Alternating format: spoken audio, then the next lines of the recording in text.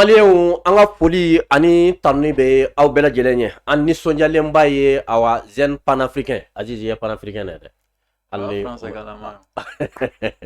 c'est-à-dire an ye Azizi bisimila an ka plateau sanfɛ bi aw kɛra maa caman ye mun bɛ ka an wele mun bɛ ka message caman WhatsApp la ko min ye Azizi Traoré ye k'an ka a wele a ka na plateau sanfɛ n y'o de fɔ aw ye n ko plateau sanfɛla bɛ Azizi ta don n'a bɔra ka so a nana ka so de nka tuma dɔw la a ka occupation de bɛ caya o de b'a to an bɛ fama ɲɔgɔn ma sinon ni a se bɛ Azizi yɛrɛ ye don o don an n'a ka kɛ plateau sanfɛ o de ka d'a ye parce que a b'a dɔn k'a fɔ kumakan min b'a da bi a ka di jamana kɔnɔdenw ye jamana kɔnɔdenw b'a dɔn ko min b'a da fana o ye tiɲɛ de nka sani n ka kuma di Azizi ma n b'a fɔ aw bɛɛ ye bi ye le 10 septembre 2022 septembre kalo tile 10 san 2022 an bɛ an ka partenaire bɛɛ lajɛlen fo Mali kɔnɔ ani Mali kɔkan mun ka wulikajɔ an'u ka cɛsiri u bɛ ka baara bɛɛ lajɛlen kɛ min bɛ se ka a to émission in a bɛ to sen kan togoya min na a partenaire fɔlɔ o ye PDG ka PDG maa min bɛ yen ni anw hakili jiginna la wagati o wagati an bɛ dugawu k'a ye an nisɔndiyalenba ka sabu kɛ a ka wulikajɔ ye ka an dɛmɛ baara in a bɛ se ka sabati togoya min na o ye Bama Dramera ye produit Gadan PDG ba don n y'a fɔ aw ye n ko 711 ka boutique fɛn fɛn bɛ Mali kɔnɔ yan n'a ye produit fɛn fɛn san 711 ka boutique kɔnɔ la a y'a bila aw kunna aw bɛ ka anw dɛmɛ an ka baara la ka sabu kɛ 711 PDG ba Bama Dramera a bɛ ka an dɛmɛ min bɛ se ka to baara in a bɛ to sen kan ni o bɔra ye agence de voyage Al Omra Iji ani Umra ka aw ɲuman ta ka aw ɲuman segin a fɔ ko agence de voyage Al Omra agence de voyage Al Omra olu ye an ka partenaire siri dɔw fana ye ni o bɔra ye boisson énergétique Iber an yɛrɛ bɛ na boisson min sisan ka énergie sɔrɔ ka émission daminɛ ni galabu kɛnɛya ye ka camancɛ kɛ ni galabu kɛnɛya ka tila ka laban ni galabu kɛnɛya ye ala ka kɛnɛya min dira an ma o kɔfɛ boisson énergétique Iber o fana bɛ an galabu kɛnɛya kosɛbɛ ni an bɔra ye an bɛ foli lase Moussard Douceur maaw ma Moussard Douceur maaw fana olu fana ye an ka sponsor baw ye fo ka taa se Supermarché Abiba Markets Supermarché Abiba Markets u bɛ Cité des Enfants kɛrɛfɛ coye ka dabɔ ka ɲɛsin station Total la ni an bɔra yɔrɔ la an b'a fɔ ABK Solar panneau batterie lampadaire a ɲanama bɛɛ lajɛlen bɛ sɔrɔ u fɛ yen ka lithium yɛlɛma k'a kɛ batterie ɲanama i b'a fɔ ko ABK Solar ni aw mago bɛ ABK Solar maaw la a bɛ se k'u wele 79 11 73 16 n'an bɔra yen an bɛ se établissement Bâtissar olu ka baara ye ka tuyau fɛrɛ tuyau min n'i ye so kura jɔ i b'a fɛ ka robinet don i ka yɔrɔ la i b'a fɛ ka usine dilan usine min ka baara ye ka jimafɛnw dilan min ye nɔnɔ ani jiw ye i b'a fɔ ko établissement Bâtissar ni an bɔra o yɔrɔ la an bɛ foli lase Ba Motor Mali mɔgɔw ma Ba Motor Mali olu ka baara tɛ dɔwɛrɛ ye remorque bɛɛ ni sterni fo ka taa se sɔrɔsiw ka blendew ma u bɛ nin bɛɛ lajɛlen pièces fɛrɛ ni aw mago b'u la u filɛ nin ye 26 mars kɛrɛfɛ coyi u ka numéro 78 93 33 33 66 73 33 33 ni an bɔra yen an bɛ se Ɲala immobilier mɔgɔw ma ka dugukolo jɛlen sɔrɔ dugukolo min papier titiri de don k'a sarali daminɛ dɔɔni kalo kalo bɛ dɔɔni sara san 1 san 2 fo ka taa se san 3 ma i b'a fɔ ko Ɲala immobilier ninnu bɛɛ lajɛlen an ka sponsoriw ye ni aw mago bɛ Ɲala immobilier mɔgɔw la a bɛ se ka PDG ba wele n'o ye monsieur Kone ye 76 45 76 88 ni an bɔra o yɔrɔ la an bɛ an ka sirifukɛ fo Sek Serif Tiami Aidara kabako furatigi sirifukɛ min ye layidu ta an ye k'a fɔ Gandi Malien i kanu kama jamana kɔnɔdenw b'i lamɛn émission kanu kama an ka se ye min ye o tɛ dɔwɛrɛ ye i ni i kanubagaw mun sen mana se ka se i ka studio la kalo kalo an bɛ sagajigi belebele kelen d'i ma i k'o don furu la sirifukɛ layidu ta an ye ani sante a bɛ kalo caman bɔ an bɛ saga don furu la waati bɛɛ sagasogo yɛrɛ tiɲɛ yɛrɛ la o ɲɛna ka kɛ an bolo fɛn wɛrɛ ye dɔwɛrɛ tɛ ka sabu kɛ ko a ka kabako fura an y'a tiɲɛ an y'a fɔ fasodenw ye ni maa min mago bɛ sirifukɛ ka kabako fura la a bɛ se ka weleli kɛ 78 78 03 03 an b'a fɔ a y'a bisimila ka émission préférée sanfɛ espace de vérité nka sani an ka kuma di an ka invité ma n'o ye Azizi Traoré ye an bɛ taa an ka conseil fan fɛ sɔni an bɛna segin ka na don an ka émission kɔnɔ o tuma an ka se an yɛrɛ la an tun bɛ farajiw ka mara kɔnɔ i balo kun ye mun ye i na kun ye mun ye école karamɔgɔ o ye mɔgɔ min a kan ka bonya jamana kɔnɔ dalen bɛ ko kelen min na o ye ala ye kelen ye siga t'a la n dalen b'o la ala ye maa min ci ka kɛ hinɛ ye ka ɲɛsin danfɛn bɛɛ lajɛlen ma n'o ye ala kira ye sallallahu alayhi wa sallam. Fɛn o fɛn diɲɛna n'a gɛlɛyara ni sigi ka kuma sɛbɛ nana an dalen b'a la k'o bi nɔgɔya. An ka bɛn de ye duniya dibaraso ye. Solution fila t'a la dɛ, soit an bɛ jɛ an bɛ sɔn ɲɔgɔn an tɛ ɲɔgɔn kɔ jamana bɛ taa ɲɛ, soit an bɛ kɛlɛ kɛ an bɛ fɔrɔfɔ ɲɔgɔn kɔ jamana ko a bɛ ɲagami. Ala k'an kisi k'an tanga o ma. An tɛ se ka se.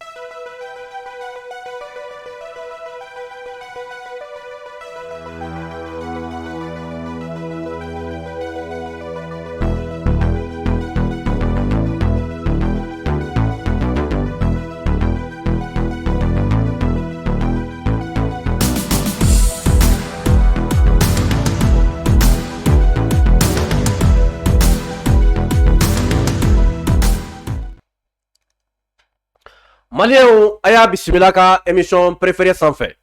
Ngam ambe min ñini aw fait émission aga partager kosobe. Maximum de partage avec 6000 ou 7000 partages avec sera courage donc anga invité la Aziz Yere aka donc ka fo tiere la ni nana gagner ka plateau sans fait avec partager avec aimer avec commenter. Donc amago be mina 24 heures kono anga sera 10000 partages sur avec Aziz ou be sera ke sabuye courage ba ayre sur ma chama ka se kana émission kono la. Na ye partager que akana ñina ka émission ka commentaire la abe se ka kerb la commentaire la o ba to émission abe se ka baski fokata se j'aime ka émission ka aimer anye Aziz wele kana bi ka sabu ke bi tem ka chan kuju tem chara a folfolo ye jume amena anda do France tagali ko la mo chaman ko France ka media u gena France ka ambassadeur gena force barkan fana gena ko me ko halbi ko ministre be ko est-ce que ko ka ministre toi est-ce que France gena anga temba flola Aziz bena ada do ala ale yere ka yeta la bi France a gena ou ba ama gen France be ou ba tien ma chama ni ngali ke ana Aziz bena ada do la ka se ga nyafuli ke aga family soro orola ni ambora oro konna la abela jelenye aye kunu anga premier ministre par intérim son excellence colonel Abdoulaye Maïga abora tele la akumana ay kuma chama fo aga kuma min be jamana kono den chama yoro min capté min tun siga tun be mo la chama me ka fo ko a France be ya ameka France jelagi ameka France jelagi est-ce que dalube ka fo abe dalugo kuma abanendo anga autorité be kuma na kuno anga premier ministre par intérim ako koka kuma bela jelen boy ko minye dalu ko ye kan anga tamu oroka ko dalu jele me Mali bolo dalu jele me ba ira ka fo France tumbe ka terrorisme deme ka renseignement di terrorisme ma ka kelegemen di terrorisme ko dalu jele ne be ambolo ka ba ngini Nations Unies fait Nations Unies aka Mali la me na Mali la me aba do ko dalu jele me ambolo amena anda do ola ni ambora oro la affaire de 49 mercenaires ivoiriens akuma ko ni o fana tle boro o kuma fana la anga président noye awa son excellence colonel Assimi Goïta et Nigeria président Boarika délégation banana fait anolu sigira anolu kumana o kuma konna la aya yera ka fo minye 49 mercenaires ivoiriens olu bi onana Mali kono to mena diɲɛ bɛ bɔra a kalama mais jamana marabagaw ka laɲini ye min ye ni amanya ka fo ato mɔgɔ 49 min bɛ yen muso saba bilalen kɔfɛ o mɔgɔ 49 in n'a ma ɲa ko bɛ bila an ka mɔgɔ mun bɛ Côte d'Ivoire politicien mun siga kɛren d'u la k'u ye faso nafolo kɛ lenburuba ye n'u bɛ Côte d'Ivoire ko ka olu bila ka na o la 49 mercenaires min fana bɛ yen a tɔ 46 olu fana bɛ bila o ye de ka dɔ falen dɔ la sisan an b'o danga ne la dɛ i ka mɔgɔ dɔw bɛ n bolo an ka mɔgɔ dɔw bɛ bolo an ka falen kɛ kuma ka ban an ma an da don o fana la ni an bɔra o yɔrɔ fana la an bɛ an da don plainte ko la hali bi bɛɛ ye Mali ye plainte kɛ Faransi kama Nations Unies na Europe jamana bɛɛ bɔra ko olu bɛ Faransi dɛmɛ Afrique jamana yala Afrique jamana dan ye Mali kelen pe ye wa Afrique jamana sima kuma fo bi nga Europe jamana koni olu bɛɛ yɛrɛ k'olu bɛ Faransi soutenir ka sabu kɛ Faransi ye tubabu jamana olu fana tubabu jamana ye Faransi bɛ Europe olu fana bɛ Europe k'u bɛɛ bɛ Faransi dɛmɛ Afrique jamana sima kuma fo bi nga o tɛ kamanaga ko ye bamananw ko ni maa ma k'i fɛ i yɛrɛ ka k'i yɛrɛ bakun fɛ an ka politicien mun bɛ yan mun bɛ place ko kɛlɛ la don o don fo bi u bɛ se ka kuma fɛn bɛɛ la mais n'a sera Faransi ko ma u tɛna na kuma an n'an da don olu fana la Europe jamanaw olu kumana Afrique jamanaw ka silence ani Mali politiciens ka silence an da don fana la an sigikun kɔnɔna la fo ka taa se aw kɛra maa caman ye min ye an wele ko kɛlɛ kɛra tiɲɛ yɛrɛ la ɲaamɛ kunkolo bɔra kɔlɔn kɔnɔ caman bɔra ko dɔ bɔra ko mais halisa to caman bɛ yen kɛlɛ kɛra mɔgɔw y'a ye transition bɛ ka baara kɛ mais an bɛ danga min na bi la création de notre monnaie min y'an ka wariko ye ni dama dɔ la ko fɛn ma kɛ min y'an ka langue nationale ko fana ye ka kuma bɛɛ lajɛlen na se an ka kanw na kɛrɛnkɛrɛnnenya bamanankan jamana kono den famba be mimme ko en tant que ni fly mata ko transition e barado ke ko me ko barato babe amena anda do o bela ni ambora oro la les médias français makoro ya yira ka fo minya ka diplomatie ye minye les médias français TV5 France 24 TV5 Monde ku bela yelen ka se ka wili ka joke mi me se ka ato réseaux sociaux de sans fait francika ko be tiena yende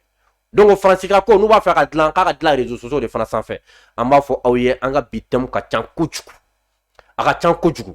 Aziz famana yama amba fa na famana yama wachi watna nana ni nyona tamba chama ne be abena ni no soranya ka sabu ke jamana kondo yen ngine en fait ko Aziz nana kaka na taka togo shila ko na ma dado ni mbela mais anya min fo awye Aziz ka courage soro ka baranke oye aw ka mobilisation abe min ka koro ambo do awla oye de abe émission aba partager kosobe aba aimer kosobe aba commenter kosobe Aziz yere na tagara da suina na ya ye aka fo tiens la nana gagner ka plateau sans fait vraiment gagner ka abonné ou déterminer l'endo kuma kan kaduje amba fo aya bismillah aka émission préférée sans fait espace de vérité anga bi ma welele oye Aziz Traoré Aziz ini nyantuma nche gandi ori basila pasite ame foli kan jumene bi bolo kala se malenden bela jelema mali kono ani mali koko bon ere olu fo ka ban be espace de vérité te chenkene aw chenkene be chenkene kokoroma do bogo bu fo ko se ka kokoroma do quoi parce que ni ko jugoroma tinti bogo oui namaka baraka na kan o fondala chama ko sebe oui donc ama akwa jamukan kokoroma do bogo am bu fo ko sebe oui ka chesri la be jamukan demeli mike ala fana ka ademela sege uma amina donc mali de minu be mali ko kan amu fo ko sebe wande men yakil naw yo ko sebe sabla ni mena farafina mali ni korvar nunu ni nyonche chendo be te bolu kalama minu ye ko ju tige kata Europe nunu ni Amerique nunu na olu be chen woro fana don jena on to lu do ala voilà donc amu fo ko so ka chesir la mani mo fo ka jannu char ko sebe sabla mali ga yere ma ro ko wati de selen fleni voilà Azizi ambi fo ka sabu ke be wili ka jomina mali kono bi adogolente mashila mago tumbe malende umuna ya adoye mimbe seka bo ka jamana kono don ka kuma fo mimbe seka to jamana kono don bela jelembu yere ye faso mara tokola ikoni barakera ni anga kanye ka ba to jamana kono dem bela jelemba areye jamana mara tokola inana na hakilai adamine ani bi kelonte ambi fo ma chama tume kila gushi kunu me bi obetien o tien ma soro fo fe fo nyafuli parce que d'autres mi la gushi ati la fo imanu ye me ka nyafuli kera bi chama ya fam ma chama me an yere wele wa fo tienre la Aziz au début antuma fam ngabi avec ami fo anya do tienre Aziz ma chama me ka fo ko France gena do be ka fo ko France make anta do ka hakina mi France ko voilà onye ni ngal jarain ama ni mo fet ko ni ba ja chari ka partager am ko la am ko be yoro deme bete wari ko na bete wari olu ba partager mi ga do ren wele ba fo ko sebe ko nga jauta ka ke click kan katana e fu bursi ko nawla chama ku ka mo wala me o jarain ko sebe ko sanka ko an kono nala sona amena nyoko inshallah nya finya ngo faminti boro kono ngo yugul to bonde la ka fiya yafo ngo France wele la France wala wati na kana malla mali fenge fe jomuna fe transition voilà wasoro ne kunga dogo wasoro ne be 8e de la 2012 ne sero 8e de la nya funya na no ga plateau ko ngo France welele ngo gafe do re France wele ote ngo wala sa France fana kata ngo gafe kele nebe alata ina fa rebe zanam fo bolomie shido mola bolo kele nebe shibo antu me fera shibo mola ni bolo were ka soro mi madu ni ko ngore te ma do ma ya ke bora ka la seli calandron ye jike France ga muguso la France na ka ke na fo jege nanji bona jakuma tona quoi sera toro kele voilà yay papier ni denkilin dron oui maintenant ni ko France mo ko chamambe France armée de kele manika plateau ko me France armée dans France doroma France ye jamakulu di maître bala militaire bala na folo bala kambula tabia bewula donc ne be France schématisé ka France jaira ka ke na fo yiridi donc lamba fo be sega kan film ye morbo soro anan jija akana asim soro asim fana ka décision ta ku jawro la morbo ye France sura su labla o France polo kelent kele yiri turulembe ka France ga warbla ay bolo kelent ke fana yiri turulembe mais morbo re ka mo klala kana tuni minunu kalange o France keleuna olu nana kala ka France wele ka o yiri ka ji ko kɔrɔ yiri kila ka nugu tuguni an y'a ye faransi ka wari nana o b'an fɛ halisa a ka militaire kun nana fo 600 de an y'u gɛn y'a ye donc n'a fɔra ko faransi armée taara o t'a yira ko faransi taara min ka jugu faransi fana gɛn n'a bɛɛ ye anw yɛrɛ ka sɔn fɔlɔ ka bɔ faransaya la ko juguman o de gandi hali an ka jamana ɲɛmɔgɔw an ka constitution kɔnɔ parce que bɔbereke min bɛ faransi ɲɛ la an ɲɛ b'o de la non bari kalamani min bɛ faransi ɲɛ la an ɲɛ b'o de la mais bɔbereke min b'anw yɛrɛ ɲɛ la an tɛ fɛ k'o ye faransi sɔrɔsiw an y'olu ye anw yɛrɛ minnu kɛlen don k'a don an ka sariya la ko f'an ka kɛ faransɛw ye mun an tɛ taa yen wuli ka bɔ yen n'o de ye k'u ka kan wuli i b'a dɔn ni ne kɛ ma sisan ko Gandhi ye e tɔgɔ ye ani e yɛrɛ n t'a dɔn ni bɛ n faamu kan ni a taamasiyɛn kan n'a tigi donc français o ye kan ye français o ye faransi jamanaden o min bɛ anw ka jamana sariya la n'o ma wuli ka bɔ yen est-ce que anw ka maliyɛnya bɛna lakodɔn a tɛ lakodɔn an ye français minnu k'olu ye tubabu ye an y'olu bɔ yen n ma ban mais munna sariya la sisan an kɛlen don k'a to yen k'an yɛrɛ forcer ka kɛ français ye jagoya o ti ɲɛ donc k'o kan in to yen nɔ anw bɛ kɛ français ye donc an bɛna an yɛrɛ kɛlɛ o la ɲininkali bɛ yen ɲininkali b'o yɔrɔ la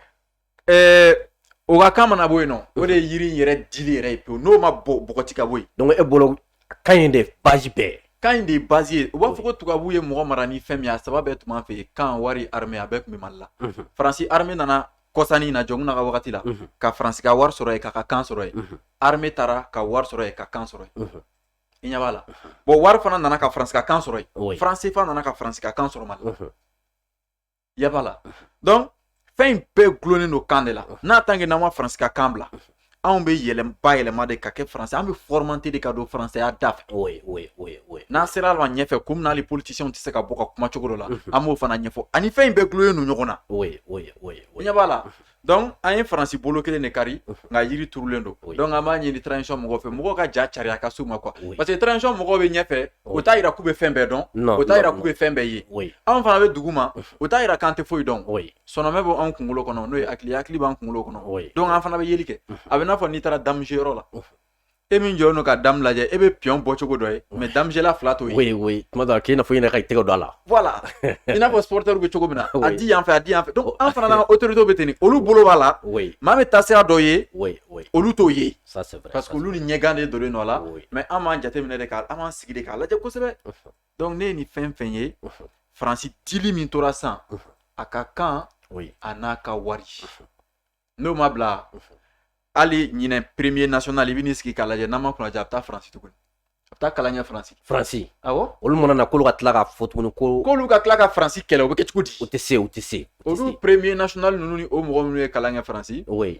n'an ka politicien ba ninnu b'o fana na an bɛna s'a kuma ma ɲɛfɛ i bɛna ye parce que ko in bɛ i n'a fɔ jɔn ni a matigi quoi mɔgɔ ja tɛ jɔ i ka matigi ɲɛ quoi fo dɔ k'i ja la min voilà donc ko Asimi ninnu k'u jɔ o jɔyɔrɔ la o la n y'a f'i ye k'u kana an ka kan doli constitution na u kana décision bɛɛ di politiciens ma n'o ta tɛ kɛ voilà donc faransi armée de taara mais faransi ka kan bɛ yen o yɛrɛ ye français o yɛrɛ de ye fɔlɔ ani u bɛ jɔn wari min dilan ka d'a ma o bɛ yen ani u ka entreprise privée bɛ maliyɛnw joli mini min kɛ o fana bɛ yen Canal ni Total ninnu ni Orange ninnu olu bɛɛ ka kan ka bɔ yen i b'a kalama tellement que nin ko in kan in b'an jɔnya kɔna français min pere fatula yen nɔ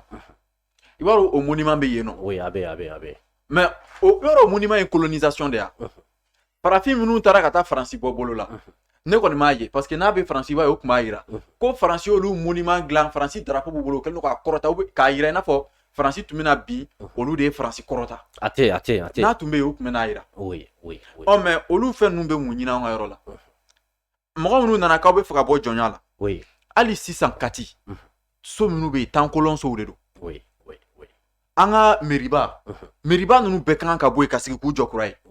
parce que faransi yɛrɛ ye mɔgɔ minnu ye faransi yɛrɛ mara ka tɛmɛ faransi y'olu nɔ bɛɛ tiɲɛ walasa a kana dɔn quoi u ka denmisɛnnin kuraw min bɛ na olu kana se ka ninnu dɔn quoi mais anw yɛrɛ wulitɔ an ka autorités yɛrɛ de b'u sinsin walasa an ka bɔ a kalama k'anw ye jɔn ye o ye kojugu de ye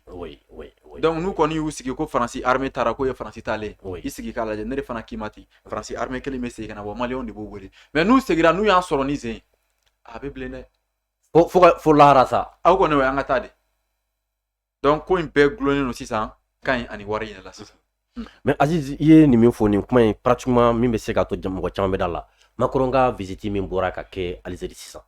a jɔra pipitiri min sanfɛ ka kuma mɔgɔw y'a ye pipitiri sanfɛ arabu ani anglais tun bɛ o digira français caman na. n bɛ ɲɛfɔ o la ni mɔgɔ min ye yɛrɛma hɔrɔnya ɲɛ ye tubabuw bɛ siran ɲɛ kosɛbɛ parce que o y'i dotɔla de adamadenw fɛ. oui. Faransi de Mali ni Algérie bɛɛ coloniser. Mali ye yɛrɛma hɔrɔnya ta ka san 2 kɛ Algérie sɔrɔla k'a ta fo maliyɛnw ko k'u taara Algérie dɛmɛ yɛrɛma hɔrɔnya la o tɛ yan. bon an y'a ye Macron ye yala minnu kɛ pays francophone tɔw kɔnɔ n ye mun de f'i ye n ko Macron mɔkɛ tun ye yɔrɔ min foro minnu bila yen n ko Macron taara yala k'olu de lajɛ o bɛ cogo di maa minnu a sera Algérie k'a bɛ t'olu hakili salo a taara sɔrɔ olu kununna a bɛ n'a fɔ e ni ne an bɛ cogo min na an denmisɛnninw de kununen n'o tɛ mɔgɔkɔrɔbaw ma kunu. non olu ma kunu o de b'a yira ko an ka ko in bɛ fanga sɔrɔ. o de la fɔra k'ale ni Ala bɛ kɛ fatɔ ye k'a k'i k'a ye k'i to denmisɛnnin na ko la k'i bɛ yɔrɔ caman taama ni bin ka wuli ninnu i b'a ye an bɛ se k'o kun parce que a courage b'an na. i y'a ye Macron jɔlen ani Algérie président jɔlen Algérie président kumana arabukan de la k'a yira la ko i ye jamana ye anw fana ye jamana ye a jɔlen tun don fɛn min sanfɛ a kumana tabali min na u kɛlen don ka arabukan de sɛbɛn fɔlɔ ka sɔrɔ ka anglais sɛbɛn a duguma o la Algérie ko k'a daminɛ 2022 ka taa bila 2023 la k'olu ka kalan bɛna kɛ arabukan anglais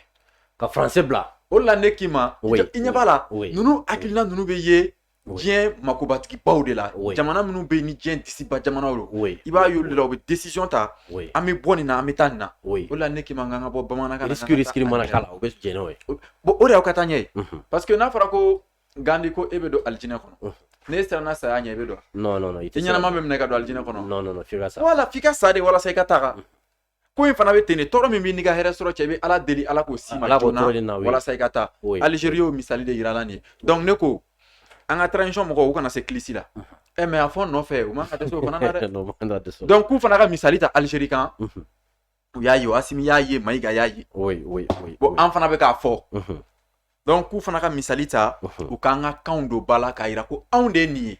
e ma ye Sunjata ninnu ka wagati ani Firu ninnu ni Soni Ali Ber ninnu ka wagati ko caman tun bɛ san olu tun tɛ yen n ko olu ka o royaume ninnu Sunjata ninnu de sera ka kurukanfuga sigi u ye kurukanfuga sigi jɔn ka kan na Français ma sɛbɛn ka d'u ma non Français ma sɛbɛn mais n'a fɔra ko o Sunjata olu bɔnsɔnw de kelen filɛ nin ye jɔn ye u fa dugukolo yɛrɛ kan an b'an disi gosi ni Sunjata ye mais hali sini an bɛ boli o la ne ko m'u ka taa Sunjata tɔgɔ bɔ kan Sunjata sanfɛ nafa foyi t'a la a bɛ taa sɛbɛn cogo di ko kan Sunjata Sunjata ka wagati kan ko kuma tun bɛ yan a tun bɛ wele cogo di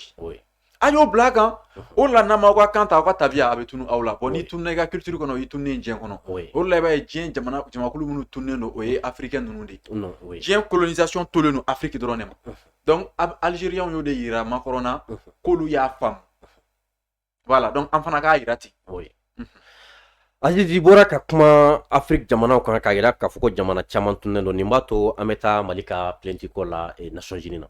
Mali ye plainte dɔ Faransi kama caman tun ko de k'a fɔ ko Mali bɛ ka Faransi jalaki ko dalu tun tɛ sinon san'an tun ka se bi ma Salifou Keita dɔnkilidala in y'a fɔ Musa Jara yɛrɛwolo debout sur le rempart a tun bɛ assemblée kɔnɔ waati min na i bɛ k'a ka tan a diɲɛ problème bɛ sɔrɔ parce que a ko problème b'a la ko Faransi de don bi jamana marabagaw y'a yira ko dalu jɛlen b'u bolo u ye plainte dɔ Faransi kama Nations Unies na mais an tɛ ka min faamu Afrique jamanaw tɛ ka kuma Mali politiciens tɛ ka kuma olu ka silence a bɛ mun de expliquer voilà e m'a fɔ ko Musa Jara y'a fɔ assemblée kɔnɔ k'a ye gɛlɛya bɛɛ sɔrɔ oui voilà i b'a dɔn a bɛ mɛn a bɛ baara kɛ ni nkalon ye mais a tɛ kɛ tiɲɛ ye quoi o wagati a ye lagosi sɔrɔ ka Musa Jara ye lagosi sɔrɔ ka taga ka tiɲɛ de kan kelen n bɛna misali dɔ fana d'i ma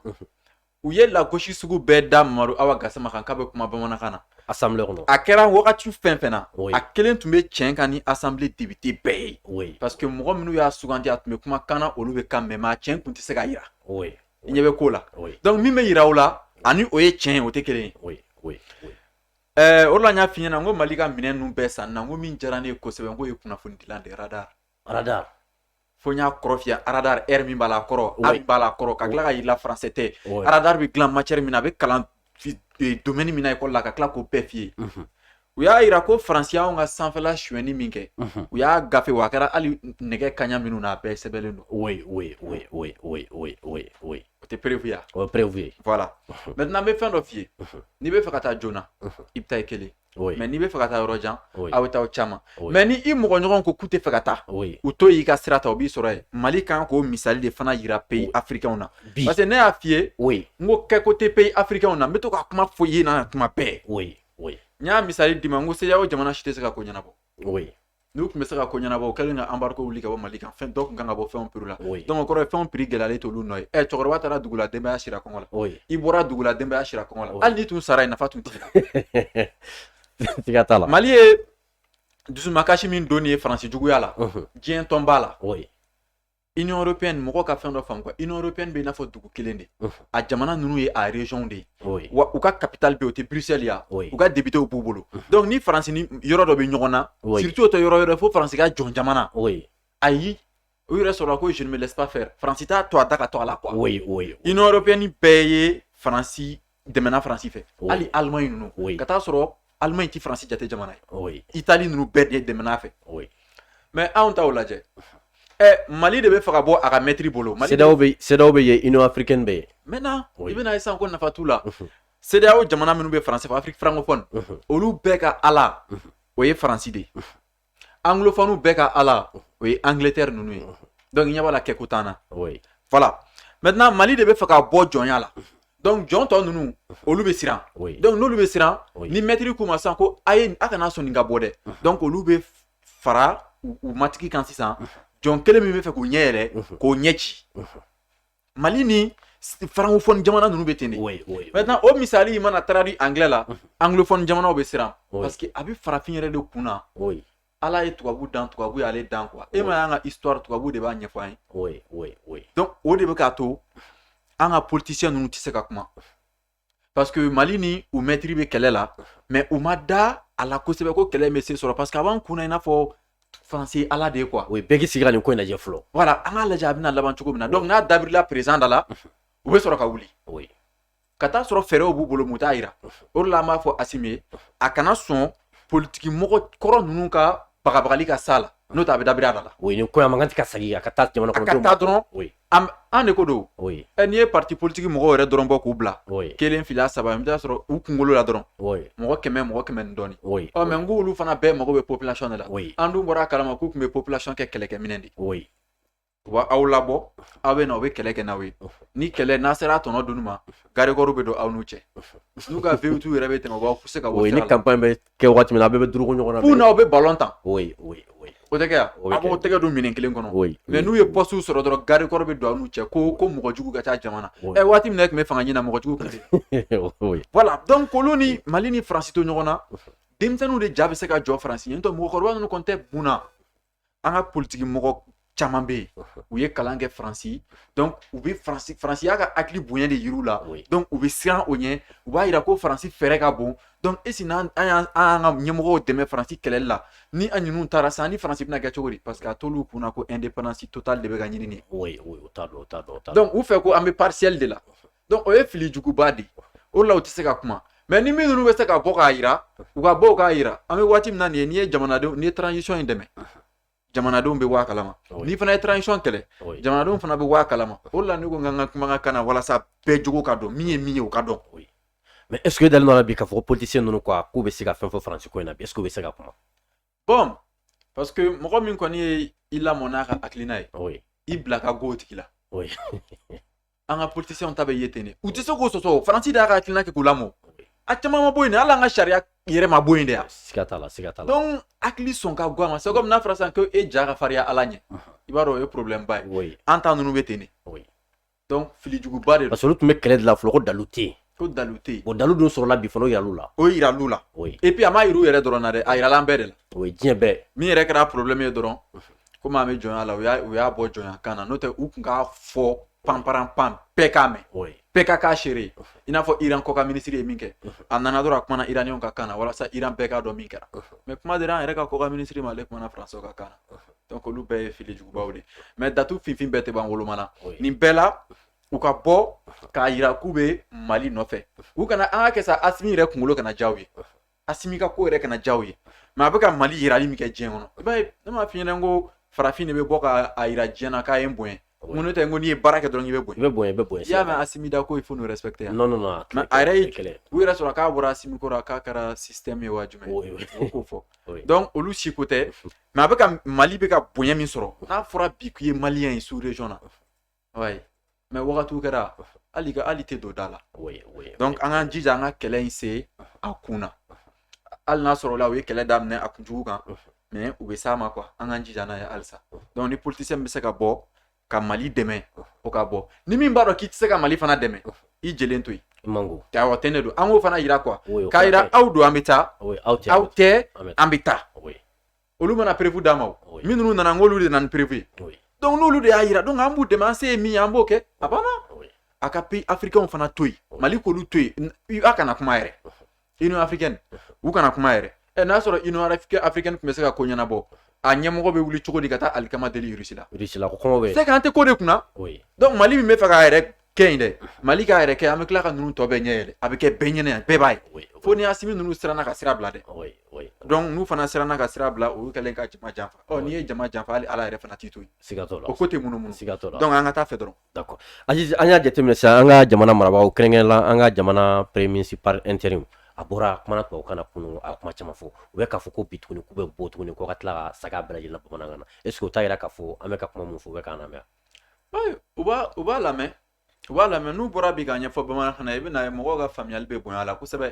laɲini ye o de ye mais olu ye français min bila bamanankan ɲɛ o de bɛna kɛ ko tiɲɛyɔrɔ ye o de la n y'a f'i ye n ko datu finfin bɛɛ tɛ ban woloma na mɔgɔw k'a cari u tulo ka don a la quoi mɔgɔ i ka ɲɛmɔgɔya t'i bali fili ma a b'a da an ye mɔgɔbaw ye u ka filiw ye jamana kuturuw dafiri donc an ka jamanaden kɔrɔdenw lamɛn an bɛ minnu kama minnu ka warimisɛnmɛ ka kan sara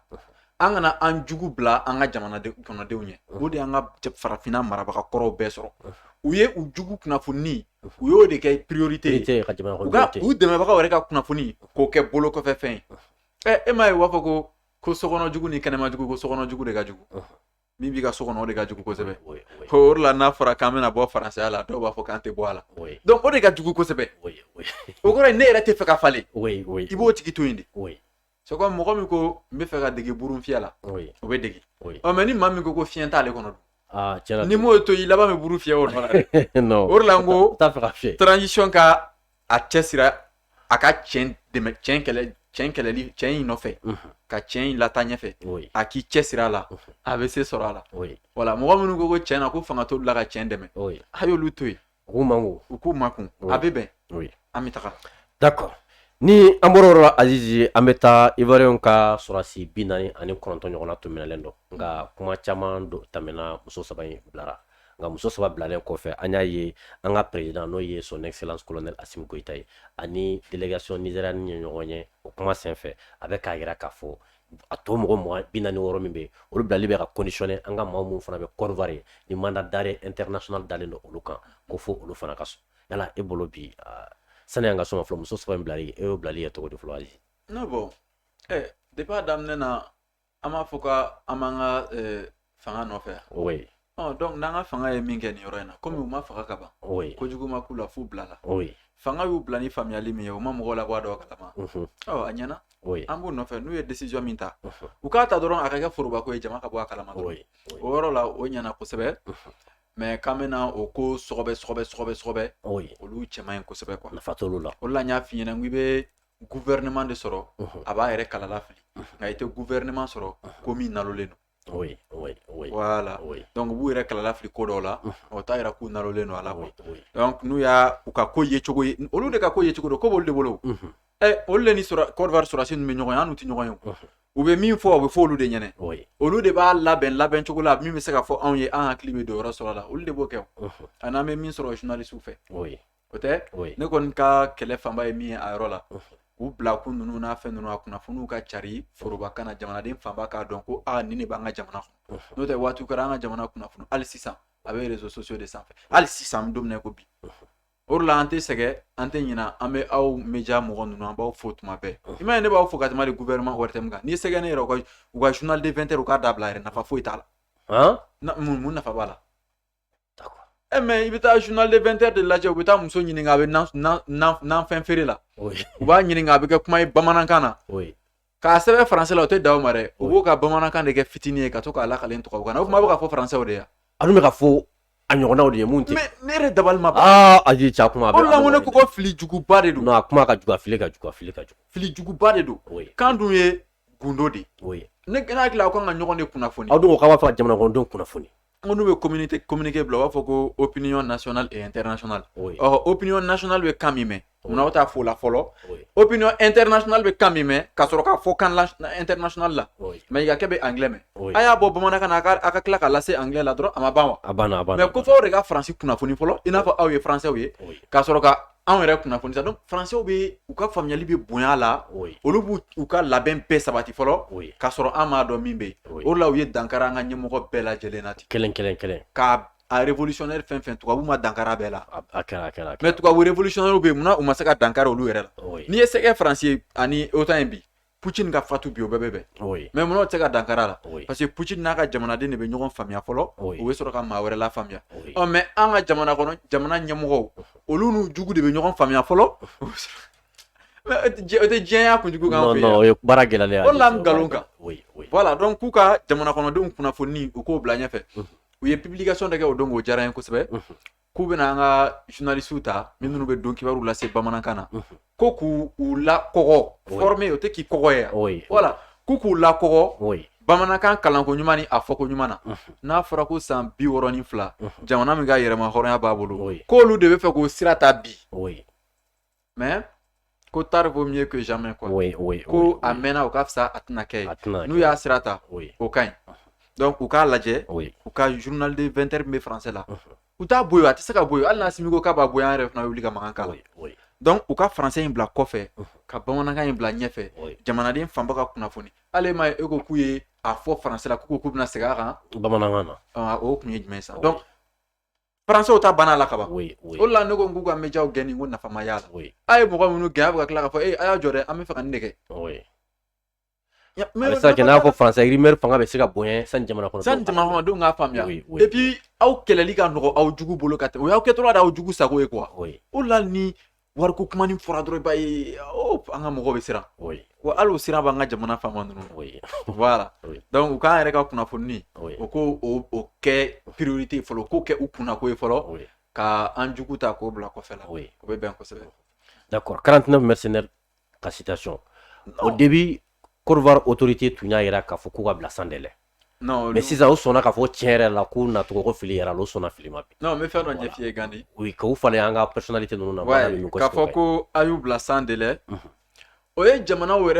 ɲɛmɔgɔw ka wale de k'a yira k'olu ye jamana ye mais Irisiw ye américains ka basketikɛla musoman dɔ minɛ mais n ko Joe Biden ko k'a bila sans délai a bilala mais n'i m'o fɔ i ka jamana kɔnɔdenw fana bɛ ba i ye de olu kan k'o fɔ de baji bɛ woyo o tɛ jɛgɛ bali ka sunɔgɔ o voilà olu o kan ka fɔ yɛrɛ de mais u ko sans délai esu bilala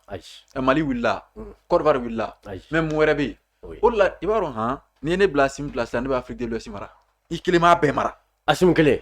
i kelen b'a bɛɛ coloniser e dalen dɔ la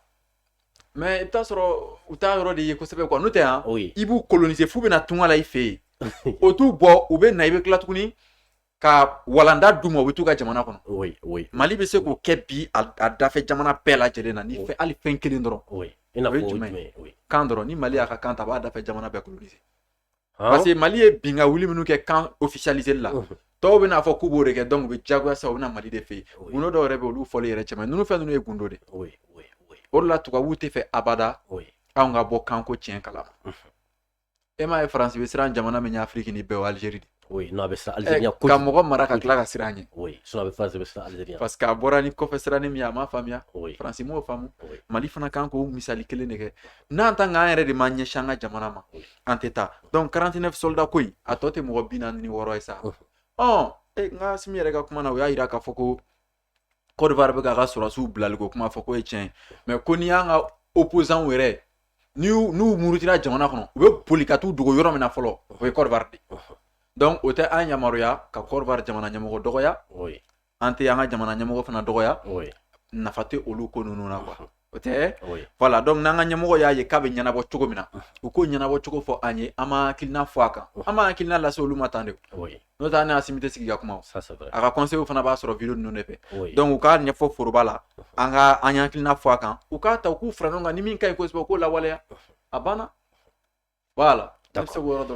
aji Macron bora ka kuma aye kuma tiɲɛ fɔ jama ye a ko n'i y'a ta ka jateminɛ bi ko Faransi ka menacer ka se nin niveau ma ko anti français cara kosɛbɛ ko dɔwɛrɛ tɛ ko Rusiw ka janfa Chine ka janfa ani Turki ka janfa k'olu de dɔn k'a fanba kɛra réseaux sociaux de sanfɛla la ko bon pour que olu bɛ yɔrɔ min na bi Faransi ka intérêt ka se ka défend ko fo u ka diplomatie an'u ka média k'u ka wuli ka jɔ sabati réseaux sociaux kelen de sanfɛla la yala e bolo bi est-ce que u bɛ se k'o kɛ tuguni Gandi me segi tuguni me fo kosɛbɛ ame politologue fo kosɛbɛ oui ka maréchal Chiko fo parce que ne fait généralité maréchal de Chiko kɛra maréchal fɛn de bɛ video kɛ Maliko la bu mabel nunu bu bɛɛ fo Jo Bala nunu bɛɛ lajɛlen fo te fɔlɔ ye n tɛ se wɛrɛ tɛ ma fɔlɔ k'an ka artistes fo Safi nunu ni Umu Sangare nunu ni Salifu Keita nunu ni Lefu nunu k'u bɛɛ lajɛlen fo Mayini ka Lefu nunu k'olu bɛɛ lajɛlen fo foli sena min bonyɛnen don mais ni bonya o yɔrɔ quoi ni y'an ye bi ko an hakili dayɛlɛla kunnafoni nɔfɛ o ni n ye minnu fɔ nin dɔrɔn de don n'o tɛ n'i y'a dan wɛrɛ tɛ ma n ko wari bɛ olu yɛrɛ sarakun de ye quoi c'est comme jamanadenw bɛ se ka to dibi la cogo min na quoi olu yɛrɛ ka laɲini o de ye c'est comme n t'a dɔn n bɛ fɛ ka fɛn min f'i ye ko suruku tɛ fɛn ɲɛnama di a bɛɛ ni den ma wa mun de anw ta bɛ ten de quoi tubabu ye anw kɛ i n'a fɔ n'i taara pigeon kura san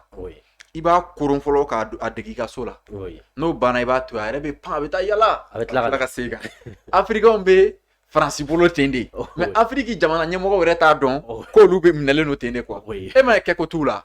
ka wuli dɔrɔn k'aw kɛrɛfɛ jamana dɔ dɛmɛ o dɛsɛlen don k'o kɛ diɲɛ bɛɛ ɲɛna diɲɛ bɛɛ ɲɛnɛ parce que u tɛ se ka ko falen u tɛ se ka donc o la ne tɛ n sɔnni sigi olu kan an k'olu to yen an k'an dafɛ jamana ninnu bɛɛ to yen pewu bien n'i ye Mali lajɛ i mana yɛlɛ ka Mali page fɛn fɛn ta i b'a ye bɛɛ bɛ ka kuma bamanankan na i ti Mali kɛ francophone jamana ye mais n'i bɛ diɲɛ jamana wɛrɛ n'i ye Mali ka kunnafoni i b'a fɔ non ninnu yɛrɛ ninnu bɛ bange français la quoi e ma ye a b'an ka ala ka autorités kunna a tɛ se ka fɔ kuma dɔ bɛ yen tiɲɛ dɔ bɛ olu tɛ se ka fɔ quoi c'est vrai misali la sisan n'i ye Russie ni Ukraine ka kɛlɛ lajɛ u bɛna OTAN ko de yiri la mais tiɲɛ dɔ b'a duguma o tɛ se ka fɔ non o tɛ se ka fɔ n'o tiɲɛ wugubara k'o yir'e la i bɛ tigɛ Angleterre musokɔrɔba in na i bɛ tigɛ Macron na i bɛ tigɛ an ka président kɔrɔ caman na wa i bɛ tigɛ diinɛ mɔgɔ caman fana na i bɛ diɲɛ ye cogo wɛrɛ la o tɛ yan o tiɲɛ kelen kɔnɔna na i bɛna tigɛ hali marquew ni fɛn ninnu na donc an tɛ mɔgɔw ladon tiɲɛ kɔnɔ walasa ka wo don u hakili la an ka yen datugulen to an k'o to yen ten i ɲɛ b'a la donc an ka mɔgɔ ninnu ka kunnafoni di siraw an b'u fo halisa u y'an la kunnafoni bamanankan na dɔw b'a ta anglais la k'a bayɛlɛma dɔw b'a ta français la k'a bayɛlɛma ka jamanadenw labɔ a kalama Mali média caman bɛ yen n ko bamanankan bɛ kalan Faransi sisan Faransi bamanankan bɛ kalan Faransi wa tubabu yɛrɛ de bɛ ka farafin n ko kabako ko don quoi Faransi bi c'est comme Jakumani ka fali degi doni ta cogo la quoi o tɛ kumasuli ko ye yan non a ka jugu ni kumasuli tubabu ka aw ka denw kalan aw yɛrɛ ka kan na tiɲɛ yɛrɛ la mɔla ko don an bɛ taa n'o kuma ye min non a kuma fɔ ka gɛlɛn RFI mandenkan o bɛ yen mais o yɛrɛ tɛ ma se ka an ka 20 heures kɛ bamanankan ye a tɛ se wa hali ni 22 septembre in na n'an ma kunnaja yɛrɛ tɛ parce que ko in bɔra Ala ko la quoi ni n ko Ala ko tɛ Ala ye hakili d'a ma ka ɲɛw d'a ma sen ni tɛgɛ b'a na a bɛ tubabu la tubabu ye baara kɛ Ala y'u dɛmɛ anw bannen don baara ma k'Ala k'an dɛmɛ an ka 22 septembre discours sigi k'a lajɛ n'u hali n'u bɛna fɔ bamanankan na u b'a fɔ français de la fɔlɔ ka sɔrɔ k'a fɔ bamanankan na donc olu kɛlen donc o b'a yira ko Faransi ka fisa n'an ye de ni kuma b'o de yira donc ni Faransi ka fisa n'i ye Faransi président ka fisa n'an ka président ye u ka nafolo ka fisa an ta ye o dɔnnen n'o yɛrɛ kan u ka wari ka girin n'an ta ye o yɛrɛ bɛ yen ka ban k'a sɔrɔ an bɛɛ bɛ kan kelen fɔ man tɛ wari kelen don donc an bɛ nkalon kan ɲɛ b'a la o de la ne bɛ to k'a f'i ye n k'an janto kunnafoni na kosɛbɛ ni kunnafoni falenna dɔɔnin dɔrɔn kunnafoni lawaleya cogo bɛ falen a fɔra ko Asimi de ye Mali camancɛ fanga ɲɛmɔgɔ ye o tɛ kunnafoni ye e ka kunnafoni ditɔ a tigi ka fili dɔrɔn ko ayi dɛ ko Maliki Jawo de ye camancɛ fanga ɲɛmɔgɔ ye hali n'a fɔra k'a k'u photo yira bɛ photo tɛ kɛ kelen ye donc ni kunnafoni ni fili kɛra kunnafoni na dɔrɔn fili bɛ kɛ a lawaleyali la donc an k'an sinsin kunnafoni kan kosɛbɛ ni o la n bɛ to k'a fɔ n ka kuma laban na n ko ni min bɛ fɛn fɛn dɔn kan min na ko bayɛlɛma jamana foroba kana oui pour que donc i na ɲɛ b'a la famille bi voilà Macron yɛrɛ ye nin fɔ oui hali n'i y'a ye transition dɛmɛlen don han oui Boumabel ninnu ni Segu Tunkara ninnu ni aw oui aw bɛ transition mɔgɔw ka kuma min ta tubabukan na oui k'a bayɛlɛma bamanankan na k'a cari oui donc jama b'a dɔn ni kun tilenna de bɛ ninnu na oui mais fɔlɔ olu tun tɛ yen o oui oui mais n'a fɔra ko halisa k'o bɛ k'a fɔ transition min ɲɛnɛ k'o de kɛlen don politiki mɔgɔ minnu y'an coro k'o de kɛlen don ka hakilina di olu ma k'aw hakilina fɔ an ka kunnafoni di siraw kan kunnafoni di siraw tɛ kan t'o la k'u hakilina fɔ kanko kan est-ce que olu bɛna kan yira ninnu na min bɛ ninnu ka ko lataa ɲɛ non non non olu dun degilen don min na o ye ka jama ka ɲinɛw wele ɲinɛ kan na ka sɔrɔ ka mɔgɔ kan fɔ k'u faga u delilen don olu de la u b'an wele a ye na an b'aw ka nin wuli an bɛ nin gɛlɛya wuli ka bɔ yen an bɛ nin kɛ tan an bɛ nin kɛ tan n'aw nana dɔrɔn o b'a yɛlɛmalen tɔgɔ kan a discours fɔlɔ yɛrɛ ni ne yɛrɛ ye président africain n'i ka discours fɔlɔ kɛ français la dɔrɔn ne ba ye ni ne ye n'i y'a kala dɔrɔn ne ba ye taalen ɲɛfɛ i bɛ se ka prévu wɛrɛw yira u ka campagne bɛɛ bɛ kɛ bamanankan de la mais ne ti sɔn min yɛrɛ ye ne tɛgɛ jigin kosɛbɛ dɔɔnin Asimi ka ko la u ye Mali sen bɔ francophone jamanaw ka ɲɔgɔn ye la a tilala ka taa kalenkan ta français la o ma bɛn ne ma o ma diya ne ye hali dɔɔnin mais n tila ka n'a ye u nana fanga la mais u tun t'a dɔn de quoi u tun t'a dɔn ko kan in bɛ yen u t'o yɔrɔ dɔn a la parce que olu ye militaires de ye donc temps t'olu bolo ka miiri jamana géopolitique sugu dɔw ni jamana ka olu to o temps t'u bolo quoi o de la n bɛ to k'a f'i ye tuma bɛɛ ko problème ye université de ye minnu ko k'olu kalanna ko doctorat baw b'olu bolo ni dun y'a ta k'a lajɛ Afrique coronna doctorat tigiw de bɛ siga t'a la min ninnu ka baara ye sɛnɛ ni baganmara ye olu senmaya coronni na olu bɛ burusi kɔnɔ hali courant t'u bolo mais doctorat tigiw minnu bɛ vɛsiw ni fɛnw sigi ka n'u sigi olu de ye jamana fɛn bɛɛ fereke k'a bɛɛ ɲagami ka tubabu ka intérêt k'o bila kɛrɛfɛ c'est comme olu yɛrɛ de y'an ka jɔnya yɛrɛ officialise n k'olu de nana n'a ye u bɛ tubabu b'an sigili min kɛ ka taa feere Amérique tubabu ma kalan kun koyi n ka farafin damaw de y'a kalan ɲɔgɔn kan ka tila ka siran France tubabu ɲɛ tuguni an yɛrɛ de nana n'a bɛɛ ye donc aw bɛ ka kunnafoni di cogo min na aw kana saliya la a y'aw timinanja la an bɛ se sɔrɔ fo tubabula président yɛrɛ y'a fɔ o kɔrɔ ye tiɲɛ na a y'an seko kɛ ni autorités b'a falen u k'a falen n'u t'a falen u k'a falen quoi o de don Aziz ni an bɔra o yɔrɔ la jamana kɔnɔden caman bɛ k'a fɔ bi ko an mana kɛlɛ kɛ ko en tant que ni an b'an ka wari créer an yɛrɛ ye ko an tɛ se ka avancer yala e bolo bi i bɛ se ka mun de fɔ Mali wari ko in bi mɔgɔw ka o kuma o ti bali ne la Modibo Keyita yɛrɛ ye o yɔrɔ ye o ka na ni franc malien i m'a ye depuis hali o wagati erreur tun bɛ franc mais n ko a jateminɛ franc o bɛ tali kɛ français ninnu bɛnbakɛ de la olu ka mɔgɔ kɔrɔkɔrɔbaw bɛ ta olu tɛ franc ninnu ya olu bɛ wari min dun olu yɛrɛ bɛnbakɛw tɔgɔ t'o kan franc tɛ faransi ka wari kan mais faransi bɛ min dilan ka d'aw ma franc b'o kan o tuma an bɛnbakɛw de ye franc ye sisan an ka gouvernement autorité dɔ k'a tɛgɛ kɔrɔta dɔrɔn k'ale ka ancêtre dɔ ye franc ye tubabu kabila kelen tɛ Mali kɔnɔ aucune tribu française mais pourquoi o franc o bɛ mun de ɲɛna aw ka ɲɛ b'a la kɛko t'an na i b'a dɔn ni tubabu bɛ cogo min na n'i bɛ fɛ ka i ka sɛbɛko kɛ i den ka n'i tɔɔrɔ quoi i bɛ kulonkɛ minɛnin dɔ ɲini dɔrɔn i b'o d'a ma i yɛrɛ b'i ka sɛbɛko kɛ den bɛ kɛ a fanga ban ye kulonkɛ la a bɛ k'a kɔnɔ k'a bɛ sɛbɛri la quoi san 60 san 100 kilancɛ demi siècle halisa Afrique ma se ka don histoire kɔnɔ o africains b'u sigi ko don bɛ nalen ko diɲɛ bɛna yɛlɛma olu fɛ o bɛna kɛ waati jumɛn o bɛna kɛ waati jumɛn non tiɲɛ yɛrɛ la jamana fitininw u bɛ baara kɛ n'u ka kan u ka wariw b'u bolo k'an ka wari dilan dɔw ko e b'i ka wari dilan cogo i bɛ dɔw yɛrɛ mankan mɛn e b'i ka wari dilan cogo di e ka sanu t'i ta ye e ka kan t'i ta ye mais n ko k'an bɛ fɛ o de k'an ta ye an b'o de kɛlɛ o de kɛlɛ bɛ se o kɛlɛ ye nin ye an bɛ fɛ ka bɔ jɔnya de la jamana kɔnɔntɔn de bɛ farafinnaw yɛrɛ b'u ka wari dilan a bɛ dilan u yɛrɛ fɛ yen wa u yɛrɛ b'a dun o tɛ wa n'an b'an ka wari an de ye wari yɔrɔ ye i bɛ t'a sɔrɔ Côte d'Ivoire ni Sénégal ninnu ma ye n'o tɛ n'u y'a ye an bɛ fara ɲɔgɔn kan fɛn min bɛ yen bi a ko gulonnen tɛ Ala la quoi a yɛrɛ dama adama c'est comme si entre humains quoi a yɛrɛ adamaden a ka se ka wuli ka jɔ kɛ dɔrɔn ka jɔ papier jalan aw dɛsɛlen don k'aw tɛgɛ nɔ bila o la ka bɔ o jɔnya la hali an ka yɛrɛma hɔrɔnya lakulonkɛli o bɛ na financer ni o jɔn wari kelen in de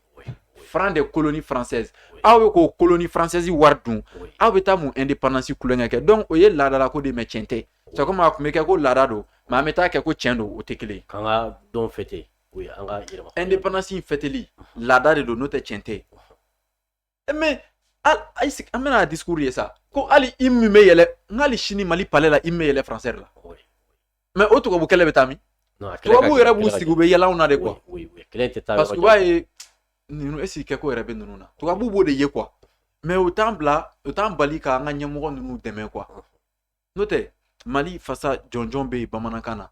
fanfaru be se ka fo kaba mais muma nga autorité o bali fanfar ko fo palais kono o kuma na palais ka fisa anga kamawa donc lui est fili juguba de anga familiali nunu na yai voilà warita koni o koni kunafuni suku be yira la wari kan kaira an dunne no wari ngono mais ali sa o te fe ka nyai mais nous est kan falen san warbe fale al ni la Guinée ka kan fala ka warbe fale Mauritanie ka warte ne abola ante tara tungala ya nanga séjour carte bana wa foku ba ndatu na datu bana dron be datu ko kuma fa Tunisie u ko Mali be Tunisie nya sanu no Mali te jamana sabana ne sanu na fa oh ni sanu be war chaman garantie mais muna Tunisie ka direme keme o be anga wa 20,000 francs ngo 20,000 jon war wa mugane mame ka fon tun ko wanani be ere kan naje kabakore don président nana kanos ni ye jien jamana jumena ku ka jate be damne duru kan fo ite jien ono ka jate be damne duru te ate anta damne 5 francs anta damne 5 francs bon ame classe kunu ga foto kunu kan ni tuwa buye kele Nations Unies ali africain era manga tala mais ke côté mo mununa ne ta rabata femini Nations Unies Nations Unies be sigi wakati na africain foi ma consulta la tale nya fero ya africain on sendo la tuka bu ere de asi veto e Afrique jamana do bolo ate ya yo bolo ate ato bolo continent kuturu oui jamana bidu no ko Europe veto be jamana min bolo France Angleterre ote ni tara Asie Russie be Chine fana be oui ote oui États-Unis oui au continent américain anga continent kuturu ere ta sisa oui ate continent kuturu ate o ba ira ko nunu ere koni oui non ne retard on nipsa en nipsa en fengeni mi quoi ne to don quoi oui na ngon be fe ka ke jamana ka ke kapo junala jamana ya teta feminu ko fanga se ko lu sinsin kan sendo olula na folo bola no indépendance économique ika kambola ika politique ni ga na folo ko ni ka kala ni ka seko ni ka donko pebi ka kan kono mais na ore anga kan re ko lafli malien ko ne ma ko lu dra consulat la France ko France muso ya kanto alema ko kebe na kitseka afo français la ko kitseka kuma français la ko kuma ko mabange malla yini anga consulat anga ina ko anga so quoi Mali la sigiden so mbe France yini kuma inkra indi nterka be emirati la ma foko sebe Musa Musa e arabu jamana ni minu be je ndugu nuna ni taruka consulat wala jala Amerique ta aseba kan ko US ambition to sebe arabu kana yo aba sebe anglais la folo ka irani dura ni yoro ina dura ba Amerique di ka soro sanga kuna funi di arabu kana oui Algérie ambassade mi flene badala bu arabu kana sebe no folo Iran ambassade u ka kan de ba kan folo Mali la ka soro ka asebe ko ka so esa sebe anglais red light ka soro ka kan wala twala mais Mali ambassade mbe jien fan Maliens yu yere tunu kuga ambassade yu irani français adi Aziz barabamolo de et puis oui avec taper drone de quoi ka papier ta drone ka noro drone ka taper quoi il n'a faut abanga ministère u ka chugamna jini courant ministre so kala ministre so jamana konona lakanali ministre so oui mais no ne re dabal de be ban quoi ko fitinu ngo fem banado be adama den do faga do yalla no yeko non sikatala Aziz barabamolo chere barabamolo au ka wari adama de kun dessin baka oui o yo beboyin comme en sagotala ka be yele maka keni baganwe oui o koro sisa oui non tiens la jamana to ga waro luga mo ba ba san fait oui Mali wari rek me wakati na moribo rek mo san fait oui mais muna sisa anga wari quoi sefa jomba kan bagan de ba san fait fenyana ma foita san fait mais kono ni mais o koro sisa non Aziz la gauche donc quoi la gauche dans la gauche dans la gauche la ka fotu kuna e franco gan amena do ekola beta minguni ye sigituma do la ka farafia la ja quoi jamaka aketo quoi avec ena fo nikra farafia ala ipini de quoi na ka jugu farafia ka jugu tuma al ni siga jitemne Nations Unies na bi to bu jamana bebe ka France deme Afrique jamana ka dese ka kuma Aziz kuma sur kodo nan klala ado rebe lo nga ankelere diɲɛ daminɛna farafina de farafin de diɲɛ siya bɛɛ bɔra farafin de la mais ni fana bɛ siya fagolen ɲini diɲɛ kɔnɔ bi farafin don n'i bɛ continent fagolen ɲini diɲɛ kɔnɔ bi continent africain don non siga t'o la olu de ka saraka minɛta ka ca ni continent bɛɛ ye balawu ɲɔ ɲɛlen don continent min na o ye continent africain de ye u ti marifa jugu dilan marifa juguw bɛ ci olu de fɛ yen président i b'a dɔn anw ka mɔgɔ kalannenw bɛ miiri indépendance sugu kelen de la quoi n yɛrɛ kelen ka yɛrɛma hɔrɔnya a banna n ka to fanga la dɔrɔn mɔgɔ kana se ka fanga la bon ni fɛn fɛn bɛ kɛ walasa k'o fanga lafasa o de bɛ kɛ dɛ e ma u t'u tɛgɛ di tubabuw ma k'u yɛrɛ balimaw kɛlɛ tubabu nɔfɛ maa si dun tɛ tubabu teri ye faransi président y'o yira bɛɛ la u y'o fɔ bɛɛ fana ye ko teri t'olu la teri t'u la k'olu ka nafasɔrɔ sira bɛ yɔrɔ min na k'olu bɛ yen de o fɔra aw ye o halisa aw tɛ kiya kabako don ne yɛrɛ dabali de bɛ ban non kabako don donc an kana an tɛgɛ jigin an ka baara in na n ka mise sɔrɔ inshallah Azizi ka kuma kuncɛ kuma bon mɔgɔ caman bɛ fɛn dɔw laɲini ko ani Asimi ka sigi ka kuma Asimi ka conseiller kulo b'a la dɛ Choguel ka conseiller fana b'a mɛn bon ni mɔgɔ de fait que mɔgɔw t'o publier len no fɛn ninnu ou bien ani u ma ɲɔgɔn sɔrɔ ka kuma a bɛ mɔgɔ caman jigi tigɛ mais n bɛ fɛn dɔ yira jama na wiyangili fɛn fɛn kɛra diɲɛ kɔnɔ n'o ye révolution ye révolution fɛn fɛn kɛra diɲɛ kɔnɔ i t'a ye yɔrɔ si ko président y'a kɛ non o tɛ se fɛngɛw de b'a kɛ dugumamɔgɔ minnu bɛ yen n'olu fundennen don dɛ olu de bɛ wuli ka muruti komi an ka kalan kun tɛ dɔnniya sɔrɔ an ka kalan kun ye ka se ka kan mɛn ka tɛmɛ n'o tɛ ni ye révolution française lajɛ 9e na faransi jamanadenw ye murutili min kɛ i bɛ n'a ye jamakulu 3 min bɛ yen n'u ka sigida kun kɛlen don n'o ye maa kalannenw hɔrɔnw ani sentanw de farala ɲɔgɔn kan ka faama gɛn ka bɔ yen i y'a ye donc ni mɔgɔw ma a ye ko porte d'entrée bɛ ani an ka ɲɛmɔgɔ ninnu ni fɛn ninnu dɔ cɛ u kan'u tɛgɛ jigin a la quoi i ma ye ne tɛ décourager a la parce que ne b'a dɔn an bɛ cɛn ka tɛmɛ o kan n'u sɔnna cɛ ma o don n'u ma sɔn cɛ ma o bɛ kɛ yeko fila ye a t'ale munumunu o de la président ko k'ale tɛ fɛ ka échouer ne fana k'i ma ko ni constitution kura banna dilan na n k'i ka n wele n bɛ n'a ɲɛf'i ɲɛna non n b'i wele Aziz voilà donc bɛ bɛɛ lajɛlen fo ka ja ninnu cari kosɛbɛ k'aw dɛmɛbagaw fo kosɛbɛ problème lamɛnli a ma se an ka segin o kan bilen mɔgɔw k'olu bila pepu olu nafa foyi t'o la wa an kana bila an kunna fana k'an bɛ nin tɔɔrɔ min na ko an ta kan de don dɛ la maa si ma bange ni tɔɔrɔ ye diɲɛ kɔnɔ i ka hakilinaw falen de bɛ na ni ko sugu dɔw ye donc an ka ɲɛsin an ka jamana ma hali n'an y'an ka kan n'an ka wari ta o t'an bali ka kɛrɛkɛminɛnw san a t'an ka ko foyi si lasa donc an ka ɲɛsin jamana ko ma banna d'accord merci beaucoup Aziz maliyɛnw an b'a fɔ aw ye nin tun ye Aziz Traoré ka kɛɲɛ ni aw ka weleli ye aw kɛra maa caman ye mun ye an wele k'a fɔ ko an ka Aziz k'an ka wele plateau sanfɛ kunnafoni min tun bɛ an bolo bi thème ba min tun bɛ an bolo bi o de tun ye nin ye an b'a ɲini Ala fɛ Ala ka an bɛɛ sigi ɲɔgɔnna wɛrɛ ma wa salam merci beaucoup Aziz merci